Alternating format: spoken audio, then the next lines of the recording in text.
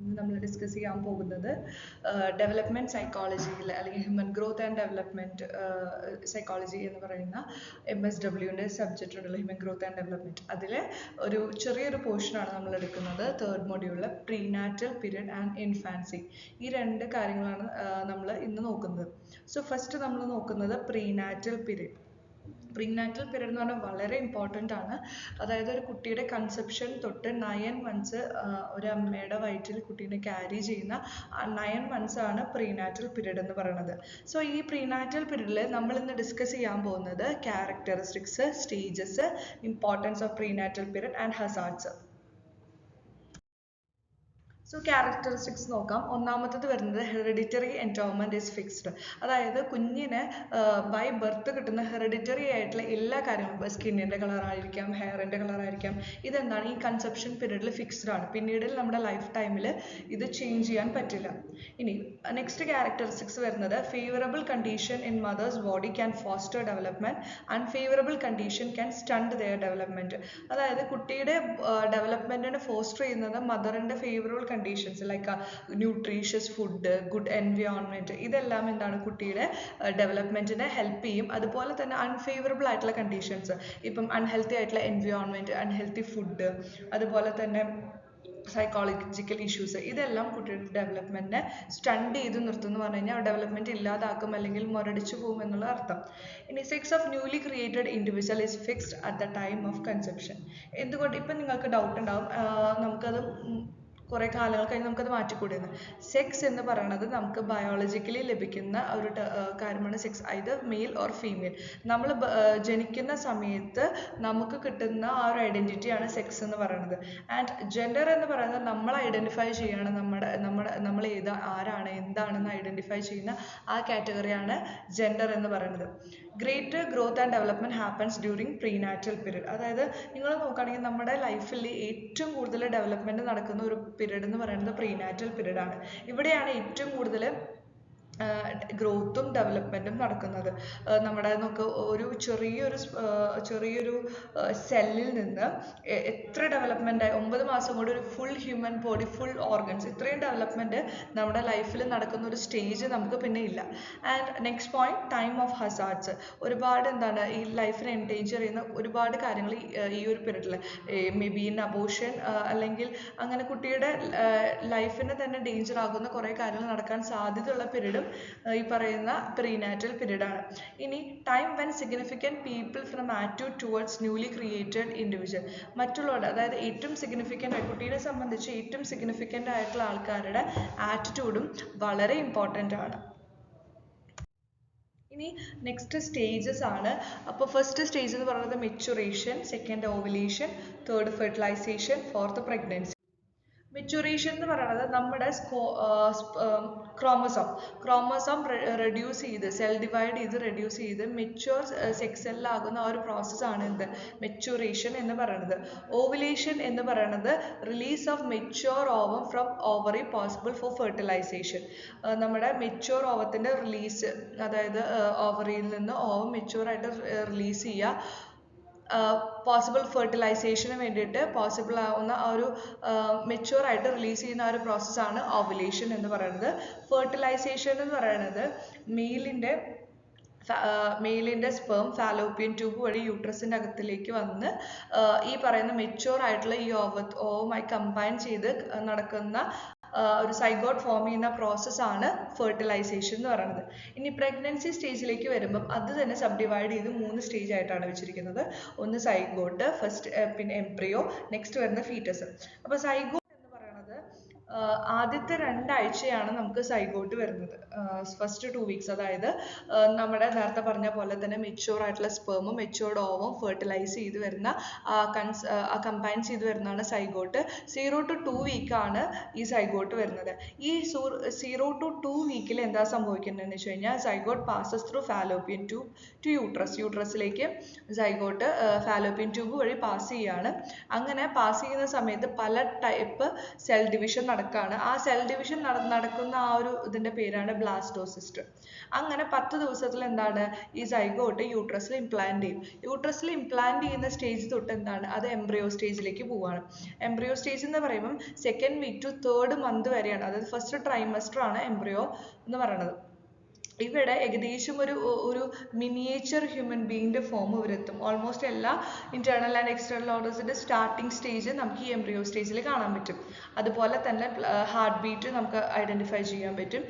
പിന്നെ കുട്ടിക്ക് സപ്പോർട്ട് ചെയ്യുന്ന ന്യൂട്രീഷ്യസ് ഫുഡ് കൊടുക്കുന്ന പ്ലസെന്റ, അതുപോലെ തന്നെ കുട്ടി കിടക്കുന്ന ആ ഒരു അമ്നിയോട്ടിക് സാക്ക്, പിന്നെ പ്ലസെന്റേനെയും കുട്ടീനെയും ബന്ധിപ്പിക്കുന്ന അംബ്ലിക്കൽ കോഡ് എല്ലാം ഈ ഒരു സ്റ്റേജിൽ പ്രസന്റ് ആയിരിക്കും. നെക്സ്റ്റ് വരുന്നതാണ് ഫീറ്റസ്. ഫീറ്റസ് എന്ന് പറയുമ്പോൾ നമ്മൾ ഫസ്റ്റ് 3rd മന്ത് കഴിഞ്ഞ് കുട്ടി ജനിക്കുന്ന ആ ഒരു ടൈം വരെ നമുക്ക് ഫീറ്റസ് ആണ്. ഇതിൽ ഓരോ മന്തിലും നിങ്ങൾ നോക്കുകയാണെങ്കിൽ ഓരോ ഇന്റേണൽ ഓർഗൻസിന്റെ ഡെവലപ്മെന്റ് ഓൾമോസ്റ്റ് 36th വീക്കിൽ തന്നെ എന്താണ് കംപ്ലീറ്റ്ലി എല്ലാ ഓർഗൻസിന്റെ ഡെവലപ്മെന്റ് കഴിയും. 36th വീക്ക് എന്ന് പറയുമ്പോൾ ഒരു 9 മന്തിൽ പിന്നീട് എന്താണ് കുട്ടിയുടെ വെയിറ്റ് ഗെയിൻ, കുട്ടിയുടെ ആ ഒരു ബർത്ത് പ്രോസസ്സിലേക്കുള്ള ആ ഒരു ടൈം പീരീഡ് ആണ് പിന്നെ 36 to 40ലേക്ക് നടക്കുന്നത്. ഇനി എന്തുകൊണ്ടാണ് പ്രീനാറ്റൽ പീരീഡ് ഇമ്പോർട്ടൻ്റ് ആണെന്ന് പറയാനുള്ള റീസൺ എന്ന് പറയുന്നത്, നമ്മുടെ ഓർഗൻസിന്റെ ഒപ്റ്റിമൽ ഡെവലപ്മെന്റ് നടക്കുന്നത് ഈ പ്രീനാറ്റൽ പീരീഡിലാണ്. അതുപോലെ തന്നെ നമ്മുടെ ബ്രെയിൻ ഡെവലപ്മെന്റ് നടക്കുന്നത് നമ്മുടെ ഈ ഒരു പീരീഡാണ്. അപ്പം പ്രോപ്പർ ആയിട്ടുള്ള ന്യൂട്രീഷ്യസ് ഫുഡ്, ഫോളിക് ആസിഡിന്റെ ടാബ്ലറ്റ്സ് ഒക്കെ കഴിക്കാൻ പറയുന്നതിന്റെ ഇമ്പോർട്ടൻസ് ഇവിടെയാണ്.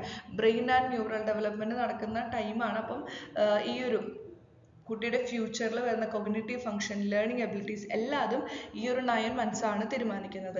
അതുപോലെ തന്നെ പ്രോഗ്രാമിംഗ് ഫോർ ഫ്യൂച്ചർ ഹെൽത്ത് എന്ന് പറയുമ്പം കുട്ടിക്ക് ക്രോണിക് ആയിട്ടുള്ള disease, obesity, diabetes, cardiovascular issues ഇതൊക്കെ നമ്മുടെ ഫുഡ് ഹാബിറ്റ്സ്, നമ്മുടെ ലൈഫ് സ്റ്റൈൽസ്, ഈ പ്രഗ്നൻ്റ് ആയിട്ടുള്ള അമ്മയുടെ ലൈഫ് സ്റ്റൈൽസ്, ഫുഡ് ഹാബിറ്റ്സ് ഇതൊക്കെ വളരെ ഇമ്പോർട്ടൻ്റ് ആണ് ഈ പ്രീനാറ്റൽ പീരീഡിൽ.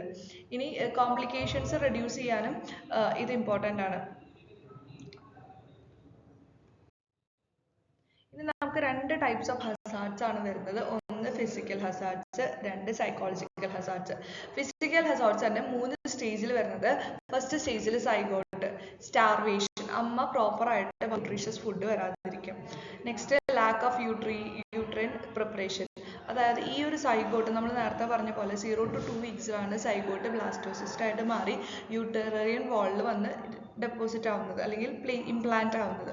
അപ്പോൾ ഈ ഒരു ടൈമിൽ പ്രോപ്പർ ആയിട്ടുള്ള യൂട്രസിന്റെ സപ്പോർട്ട് കിട്ടിയില്ലെങ്കിൽ എന്താണ് അവിടെ കറക്റ്റ് ആയിട്ട് ഇംപ്ലാന്റേഷൻ നടക്കില്ല. അതെന്താണ് കുട്ടി ഒരു നമ്മുടെ ഈ ഒരു പ്രഗ്നൻസി എന്ന് പറഞ്ഞ സ്റ്റേജിലേക്ക് എത്താതെ പോകും. Next implantation in the wrong place. നമ്മൾ പലതും കേട്ടിട്ടുണ്ട്, ട്യൂബ് പ്രഗ്നൻസി എന്നൊക്കെ പറഞ്ഞിട്ട്. ഇത് എന്താണെന്ന് വെച്ചാൽ പ്രോപ്പർ ആയിട്ട് എന്താണ് യൂട്രസിന്റെ വാളിലാണ് വന്ന് ഇംപ്ലാന്റ് ചെയ്യേണ്ടത്. പക്ഷേ ഇവിടെ നടക്കുന്ന എന്താണ് വേറെ പ്ലേസിൽ, എക്സാമ്പിൾ നമ്മുടെ ഫാലോപ്പിയൻ ട്യൂബിൽ തന്നെ എന്താണ് ഇംപ്ലാന്റേഷൻ നടക്കുന്ന ഒരു സ്റ്റേജ്. അപ്പം അത് കുട്ടിക്കാണെങ്കിലും അമ്മയ്ക്കാണെങ്കിലും ഭയങ്കര അപകടമാണ്. നെക്സ്റ്റ് വരുന്ന സ്റ്റേജാണ് എംബ്രിയോ. എംബ്രിയോയിൽ വരുന്ന സ്റ്റേജസിൽ വരുന്നതാണ് മിസ്കാരേജസും അതുപോലെ ഡെവലപ്മെന്റ് ഇറഗുലാരിറ്റീസ്. ഈ ഫസ്റ്റ് 3rd മന്തിലാണ് നിങ്ങൾ നോക്കുകയാണെങ്കിൽ നമുക്ക് കുറേ ടെസ്റ്റുകൾ ചെയ്യിപ്പിക്കും. അതായത് കുട്ടിക്ക് എന്തെങ്കിലും ഡെവലപ്മെന്റ് ഇറഗുലാരിറ്റീസ് ഉണ്ടോ, ക്രോമസോമൽ അബ്നോർമാലിറ്റീസ് ഉണ്ടോ. അതുപോലെ തന്നെ ഏറ്റവും കൂടുതൽ മിസ്കാരേജ് വരാനുള്ള സാധ്യതയും ഈ ഫസ്റ്റ് 3 months ആണ്. നെക്സ്റ്റ് വരുന്നതാണ് ഫീറ്റസ്. ഫീറ്റസിന്റെ സ്റ്റേജിൽ വരുമ്പം ഇതുപോലെ തന്നെ മിസ്കാരേജസ് ആവാനുള്ള ചാൻസ്, അതായത് 4th month തൊട്ട് നമുക്ക് ബൈ ബർത്ത് വരെ ഫീറ്റസ് എന്ന് പറഞ്ഞ സ്റ്റേജാണ്. നെക്സ്റ്റ് പ്രീമെച്യൂരിറ്റി, അതായത് പ്രീമെച്യൂർഡായിട്ട് ജനിക്കാനുള്ള സാധ്യത ഞാൻ പറഞ്ഞു 36th വീക്കിലാണ് കംപ്ലീറ്റ്ലി ഓർഗൻ ഡെവലപ്മെന്റ് നടക്കുന്നത്. But before that 36th week നമുക്ക് എന്താണ് പ്രീമെച്യൂർഡ് ബേബി എന്നാണ് പറയുന്നത്. ഇനി കോംപ്ലിക്കേഷൻസ് ഇൻ ദ ഡെലിവറി, പല കോംപ്ലിക്കേഷൻസ് ഡെലിവറി ടൈമിൽ ഉണ്ടായിരിക്കാം. പ്രഷർ വേരിയേഷൻ, ഷുഗർ ഉണ്ടാവുന്ന സമയത്തും, അതുപോലെ തന്നെ BP pressure variation, BP down ആവുക, ഇനി കുട്ടിയുടെ പൊസിഷൻ, ഹെഡ് പൊസിഷൻ, ഇതൊക്കെ ഇമ്പോർട്ടൻ്റ് ആണ്. ഇനി ഡെവലപ്മെന്റ് ഇറഗുലാരിറ്റീസ് നേരത്തെ പറഞ്ഞ പോലെ തന്നെ. സൈക്കോളജിക്കൽ ഹസാർഡ്സ് എന്ന് പറയുമ്പോൾ ട്രഡീഷണൽ ബിലീഫ്സ്. ഇപ്പം നമ്മുടെ എസ്പെഷ്യലി നമ്മുടെ കേരള ഇന്ത്യ സൊസൈറ്റിയിൽ ട്രഡീഷണൽ ബിലീഫ്സ് ഭയങ്കര ഇമ്പോർട്ടൻ്റ് ആണ്. അതായത് ഇന്ന ഇതിൽ ജനിച്ചു കഴിഞ്ഞാൽ അല്ലെങ്കിൽ അങ്ങനെ കുറേ വിശ്വാസങ്ങൾ ഉണ്ടായിരിക്കുമല്ലോ. ഇന്ന നാളിൽ ജനിച്ച കുട്ടി നല്ലതല്ല, ഈ സമയത്ത് കുട്ടി ഉണ്ടാകുന്നത് നല്ലതല്ല, അങ്ങനത്തെ കുറച്ച് ട്രഡീഷണൽ ബിലീഫ്സ് ഉണ്ടായിരിക്കും. അത് ഈ പറഞ്ഞ പോലെ കുട്ടീനെ ബാധിക്കും. മെറ്റേണൽ സ്ട്രെസ്, അമ്മമാരുടെ സ്ട്രെസ്സും കുട്ടിയുടെ ഡെവലപ്മെൻറ്റിനെ ബാധിക്കും. ആൻഡ് അൺഫേവറബിൾ ആറ്റിറ്റ്യൂഡ് ആണ് പാർട്ട് ഓഫ് സിഗ്നിഫിക്കൻറ്റ് പീപ്പിൾസ്. അതായത് ഏറ്റവും സിഗ്നിഫിക്കൻ്റ് ആയിട്ട് ഇമ്പോർട്ടൻ്റ് ആയിട്ടുള്ള ആൾക്കാരുടെ ആറ്റിറ്റ്യൂഡ് ഇമ്പോർട്ടൻ്റ് ആണ്. എക്സാമ്പിളായിട്ട് ചില സമയത്ത് ചില കപ്പിൾസിന് അവർക്ക് ഇപ്പോൾ കുട്ടി വേണ്ട എന്നുള്ളൊരു ആറ്റിറ്റ്യൂഡ് ആയിരിക്കാം.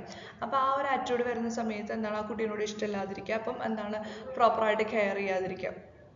ഇനി ഇന്ന സെക്സിലുള്ള കുട്ടി, അതായത് എനിക്ക് ആൺകുട്ടി വേണം, എനിക്ക് പെൺകുട്ടി വേണം, അങ്ങനെ ആഗ്രഹിച്ച് പ്രഗ്നൻ്റ് ആയവരുണ്ടായിരിക്കും. പക്ഷെ ആ ഒരു പ്രിഫറൻസിലായിരിക്കില്ല അവർക്ക് ഉണ്ടായത്. അപ്പം അതിനോട് ഇഷ്ടക്കുറവുണ്ടായിരിക്കാം. പിന്നെ ഇതേപോലെ തന്നെ ഒറ്റ കുട്ടീനായിരിക്കും ആഗ്രഹം ഉണ്ടായിരിക്കും, പക്ഷെ എന്താണ് മൾട്ടിപ്പിൾ ബർത്താണ് അവിടെ ഉണ്ടായിട്ടുണ്ടായിരിക്കുക. പിന്നെ കുറച്ച് ഡ്രീം ചൈൽഡ് കോൺസെപ്റ്റ് ഉണ്ടായിരിക്കുള്ളൂ. എൻ്റെ കുട്ടി ഇങ്ങനെ ഭയങ്കര ചബ്ബി ആയിട്ട് വെളുത്ത് അത്യാവശ്യം ബ്ലാക്ക് ഹെയർ ഒക്കെ ആയിട്ട് അങ്ങനെയൊക്കെ വേണം, അങ്ങനെ ഒരു ഡ്രീം ചൈൽഡ് കോൺസെപ്റ്റ് ചില കപ്പിൾസിന് ഉണ്ടായിരിക്കാം. അപ്പം അങ്ങനത്തെ ഒരു കോൺസെപ്റ്റിലുള്ള കുട്ടി അല്ലാതിരിക്കുന്ന സമയത്ത് ആ കുട്ടീനെ ആക്സെപ്റ്റ് ചെയ്യാനുള്ള ആ ഒരു ബുദ്ധിമുട്ട് ഇവിടെ ഇമ്പോർട്ടൻ്റ് ആണ്. ഇനി നെക്സ്റ്റ് വരുന്നത് ഇൻഫാൻസി ആണ്. ഇൻഫാൻസിയിൽ ഈ പറഞ്ഞ പോലെ തന്നെ ജനിച്ച് ആദ്യത്തെ 2 ആഴ്ച എന്ന് പറയുന്നതാണ് ഇൻഫാൻസി എന്ന് പറയുന്ന സ്റ്റേജ്. ഇവിടെ 2 ടൈപ്പാണുള്ളത് സ്റ്റേജസിൽ വരുന്നത്. Infancy, period of passionate, period of neonate. Passionate എന്ന് പറയുന്നത് ജനിച്ച് അംബ്ലിക്കൽ കോഡ് കട്ട് ചെയ്യുന്ന ആ ടൈം വരെയാണ് പീരീഡ് ഓഫ് പാഷനേറ്റ് എന്ന് പറയുന്നത്. എന്തുകൊണ്ടാണ് പീരീഡ് ഓഫ് പാഷനേറ്റ് എന്ന് പറയാനുള്ള റീസൺ? ഇവിടെ പാർഷനേറ്റ് എന്ന് പറയുമ്പം അതുവരെ എന്താണ് ഒരു പാരസൈറ്റ് പോലെയാണ് കുട്ടി അമ്മയുടെ കൂടെ ജീവിച്ചത്. അതായത് അമ്മയുടെ ന്യൂട്രീഷൻസ് എടുത്തുകൊണ്ടാണ് കുട്ടി ജീവിച്ചത്. അപ്പോൾ ഈ അംബ്ലിക്കൽ കോഡ് കട്ട് ചെയ്യുന്ന സമയം തൊട്ടിട്ടാണ് കുട്ടി ഒരു ഇൻഡിപെൻഡൻ്റ് ആവാൻ ശ്രമിക്കുന്നത്. അതുകൊണ്ടാണ് ഇതിന് ഫസ്റ്റ് സ്റ്റേജിന് പീരീഡ് ഓഫ് പാർഷനേറ്റ് എന്ന് പറയാനുള്ള റീസൺ. നെക്സ്റ്റ് വരുന്നത് പീരീഡ് ഓഫ് നിയോനേറ്റ്. ഇവിടെ cutting and umbilical code cut ചെയ്യുന്ന ആ ടൈം തൊട്ട് 2 weeks വരെ എന്താണ് പീരീഡ് ഓഫ് നിയോനേറ്റ് വരുന്നത്. ഇനി ഇതിൻ്റെ ഇൻഫാൻസിയുടെ ക്യാരക്ടറിസ്റ്റിക്സ് ആണ്.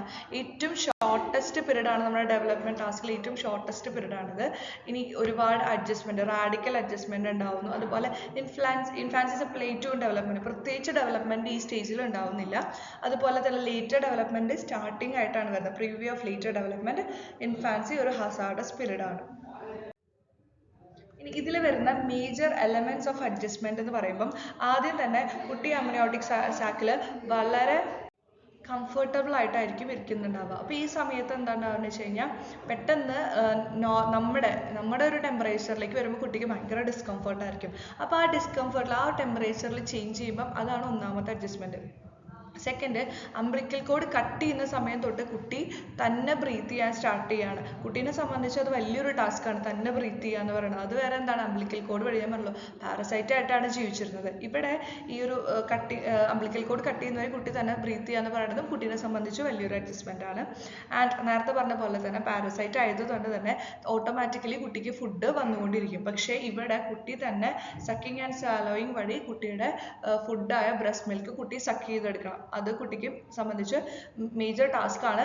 ആ ഒരു ടാസ്കിൻ്റെ ഒരു അഡ്ജസ്റ്റ്മെൻറ്റ് കൊണ്ട് തന്നെയാണ് ആദ്യത്തെ ഒരു 2 weeks 3 weeks മേജർലി ഈ ഇൻഫാൻസി പീരീഡിൽ കുട്ടിയുടെ ജനിച്ച വെയിറ്റ് കുറയും.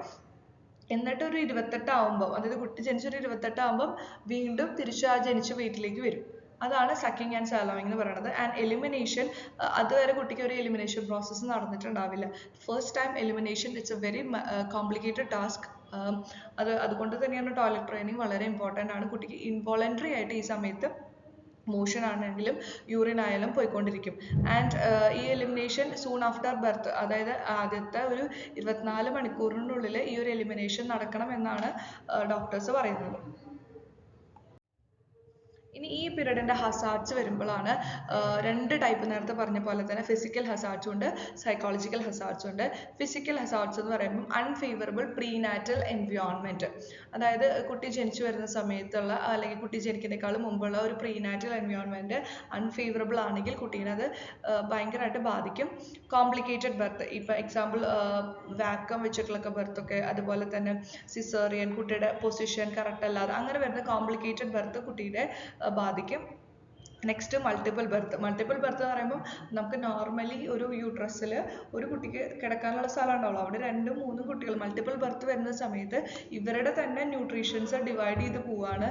അപ്പം എന്താണ് ഇമ്മ്യൂണിറ്റി പവർ കുറയാനുള്ള സാധ്യതയുണ്ട്. പിന്നെ പോസ്റ്റ് മെച്യൂരിറ്റി എന്ന് പറയുമ്പോൾ നോർമലി നമുക്ക് 40 വീക്സ് ആണ് ഒരു പ്രഗ്നൻസി പീരീഡ് എന്ന് പറയുന്നത്. ആ 40 വീക്സ് എബോവ് ദാറ്റ് 40 വീക്സ് ആണ് പോസ്റ്റ് മെച്യൂരിറ്റി ബർത്ത്.